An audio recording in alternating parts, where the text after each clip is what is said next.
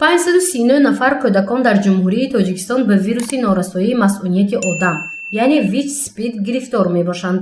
беморӣ ба ин кӯдакони то синни 4 сола аз модари ҳомилаи бемор пайдо гардидааст. бино ба таҳлили мутахассисони маркази пешгирӣ ва мубориза бо вируси норасоии масъунияти одам дар вилояти Суғд, ҷинси 328 нафари ин кӯдаконро писаракон ташкил медиҳанд. боқӣ монда 211 нафарашон духтарон мебошанд. ин гурӯҳи кӯдакон зери назорати духтур эпидемиологҳо қарор гирифта муолиҷаи пайдарпайро аз сар мегузаронанд то сатҳи вирус дар таркиби хуни онҳо нисбатан паст карда шавад. ҳамин хонадоршавандагон мо мефисонам аташхис мегузарад.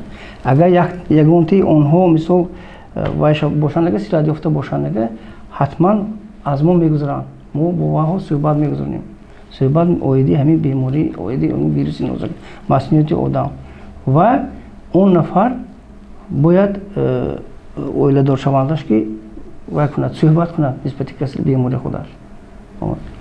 нобар ҳамин мо ваҳои ҳамон чиҳое огоҳ мекунем ки таркиби хуни шумонда вирус пайдо шудагӣ. оянда мисол бо розигӣ албатта он нафаре ки мисол оилдор мешавад чӣ кунад, фаҳмонад ки ман ҳамин сироят ёфта. ин таҳлили кӯдакони сироят ёфта шурӯъ аз соли 1991 то ба 3 моҳаи аввали соли 2020 аст. гуфта мешавад ки маҳз дар ҳамин давра, яъне давоми 29 соли охир, шумораи гирифторони вируси норасоии масъунияти одам дар Тоҷикистон дар кӯдакони аз синни 5 то 14 сола 671 нафарро ташкил медиҳад. бештари ин гурӯҳи сироят ёфтагонро писарон фаро гирифтанд ки ин ҳолат боиси ташвиши мутахассисони соҳа мебошад. 410 нафар мард ва писарбачаҳо ва 261 нафар занҳоро ташкил медиҳанд. ин аз 5 сола то 14 сола гиранд. ҳолати сироятёбии кӯдакон гуфтан мумкин аст ки аз модари сироят ёфта ба кӯдак мегузарад. яке аз омилҳои сироятёбӣ, яке аз омилҳои сироятёбии кӯдакон ин аз модари сироят ёфта ба кӯдак, яъне ки аз модари сироят ёфта кӯдаки сироят таваллуд мешаванд. шумораи гирифторони вируси норасоии масъунияти одам дар наврасон, яъне аз 15 то 18 сола дар сатҳи ҷумҳурии Тоҷикистон 101 нафарро ташкил медиҳад. аз ин рақам 58 нафараш духтарон мебошанд. шумораи сироятёбӣ байни ҷавонони синну солашон аз 19 то 29 сола бошад 3030 нафарро ташкил мекунад. ҳар яки онҳо зери назорати духтурон қарор доранд. маълумот оид ба ҳаёту зиндагии онҳо махфӣ нигоҳ дошта мешавад. аз ин рӯ таҳлилу баррасии ин масъала аз ҷониби мо низ танҳо аз рӯи шумора, ҷинс ва синну сол сурат мегирад.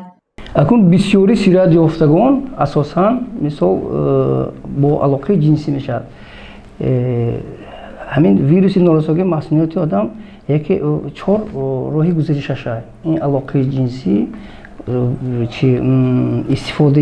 истифодабарии ваҳои сӯзандории яккаратта ва аз модар ба кӯдак, аз модари сироят ёфта ба кӯдак, яъне ки модари сироят ёфта омили беморшавии сироятёбии кӯдак мебошад. ҳангоми гузарондани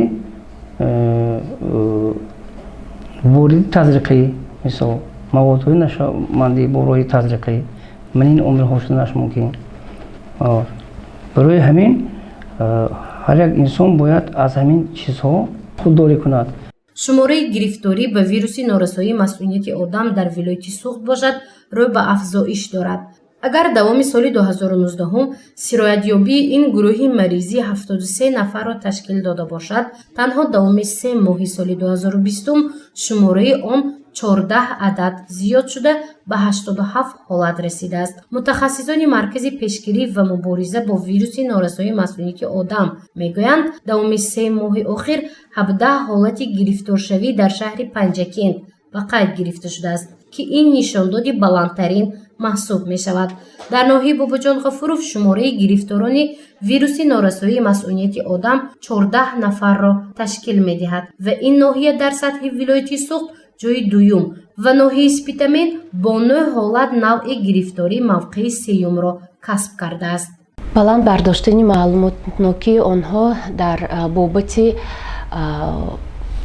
пешгирии касалиҳои гузаранда, пешгирии касалии ВНМО ва инчунин барои дастгирии ҳуқуқи худ мусоидат мекунем. Дар корбарии худумон бо маркази СПИД алоқаи зич мекунем ва он масъалаҳое ки дастгирии психологӣ лозим шавад, онҳо метавонанд бо мо роҳхат диҳанд.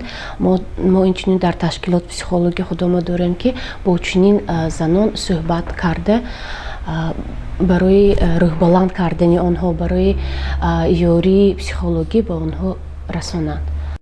роҳбари ташкили ҷамъияти СЕФИ мегӯяд гурӯҳи кории онҳо давоми 3 моҳ бо 25 нафар занони гирифтории ВИЧ суҳбатҳои махфӣ анҷом дода барои баландбардоштани сатҳи дониши молиявӣ ва ҳуқуқии онҳо кӯмак намуданд. Чунин занону ҷавонон ва ҳатто кӯдакон аз ҷониби давлат ва ташкилотҳои ҷамъиятӣ дастрасии ҳамаҷониба доранд. Чанд ои пештар Фаррух Мақсудзода, сардори раёсати тандурустии вилояти Суғд, дар нишасти матбуотӣ оид ба гирифторони вируси норасоии масъунияти одам дар сатҳи вилояти Суғд гузориш дода буд.